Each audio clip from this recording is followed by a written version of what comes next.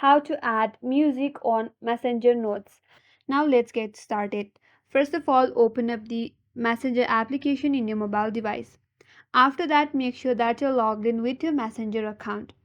Now once you land in this chat page, on your left hand side there you will see an option as your note or share a thought in your profile icon. So simply tap on that. Now there you will see an music icon below your profile icon. Tap on that.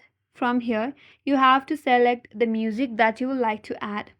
If you are not unable to find your music, you can simply search by using the search bar. Now, once you have your music, you will get this interface. From here, you can drag this timeline and only select the part of music that you would like to add to your notes.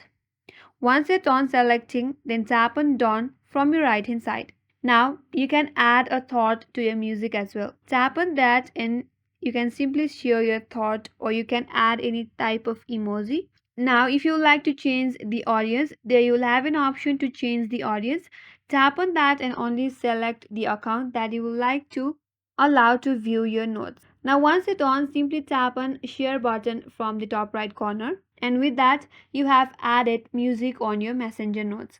That's all for today's video. Hope this video was helpful, and if you are new to our channel, make sure to subscribe, like, comment and hit that notification bell icon.